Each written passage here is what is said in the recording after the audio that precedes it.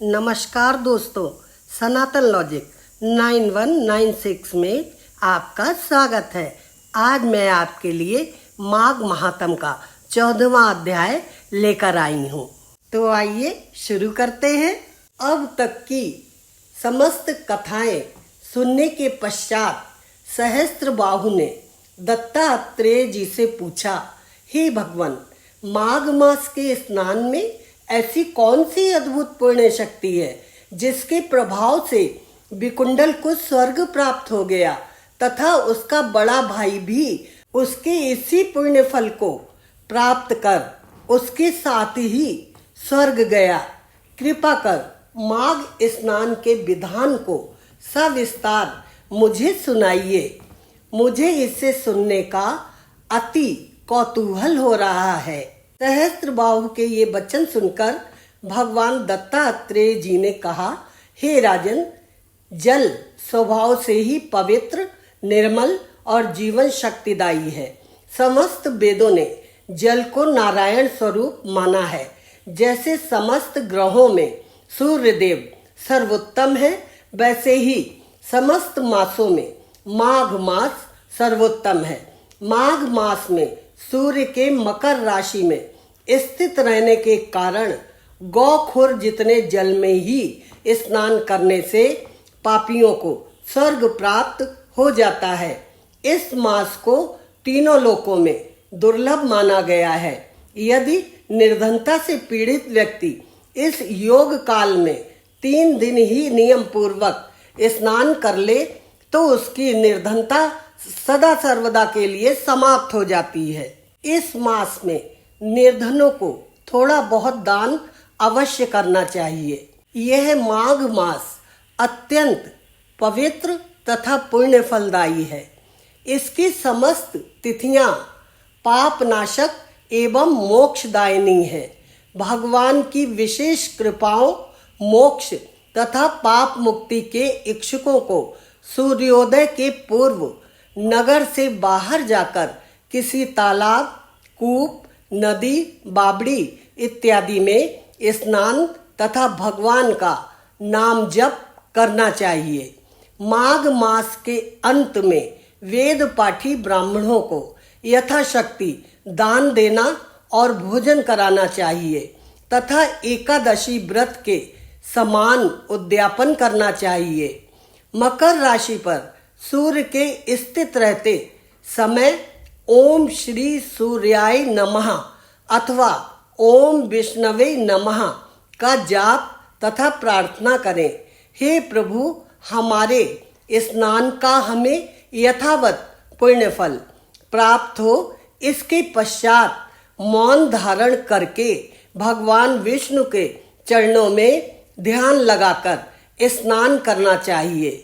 स्नान के पश्चात प्रतिदिन भगवान विष्णु का ध्यान तथा पूजन भी अवश्य करना चाहिए।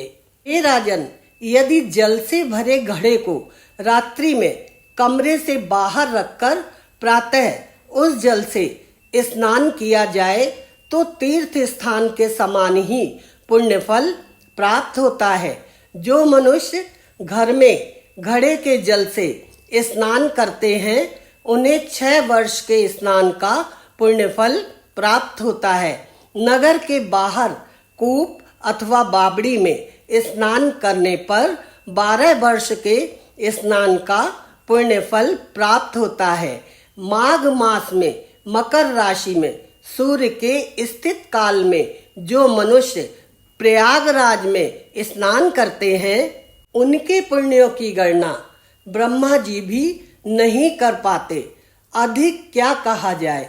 गंगा यमुना के संगम के दर्शन मात्र से मनुष्यों के अनेकों पाप नष्ट हो जाते हैं। यदि प्रयागराज में स्नान का सौभाग्य प्राप्त हो जाए तो फिर उसके पुण्य फल की गणना धर्मराज भी नहीं कर सकते हैं। हे राजन, पृथ्वी पर त्रिवेणी को ही अमृत समझना चाहिए। माघ मास की मुहूर्त भर के लिए भी प्राप्ति देव दुर्लभ है। ब्रह्मा, विष्णु, महेश, रुद्रगण, आदित्य, मरुदगण गंधर्व लोकपाल सहित सिद्धगण, तत्वारी, ब्राह्मणी, पार्वती, लक्ष्मी, इंद्राणी, अदिति, दिति आदि समस्त देव पत्नियां, नाग पत्नियां, पातकी, रंभा, मेनका, उर्वशी, तिलोत्तमा इत्यादि अप्सराओं का समूह एवं समस्त पितृगण सतयुग में साक्षात रूप धारण करते थे, परंतु कलयुग में प्रच्छन्न रूप से समस्त देवगण माघ मास में त्रिवेणी के संगम पर आते हैं। मात्र 3 दिनों के प्रयागराज स्नान का फल कांचन मालिनी ने एक राक्षस को प्रदान कर उसे पाप मुक्त कराकर स्वर्ग प्राप्त करवाया था।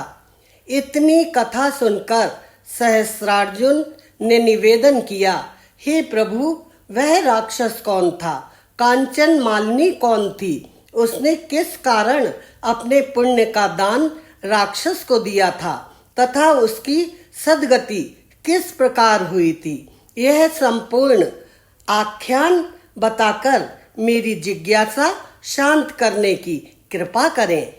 इति श्री पद्म पुराणे माघ महात्म्ये 14वां अध्याय समाप्त। दोस्तों, अगर आपको हमारा ये वीडियो पसंद आया है तो लाइक कीजिए और चैनल पर अगर आप पहली बार आए हैं तो सब्सक्राइब कर लीजिए और बेल आइकन को दबाना ना भूलें। इससे हमारे हर नए वीडियो के नोटिफिकेशन सबसे पहले आपके पास जाएंगे।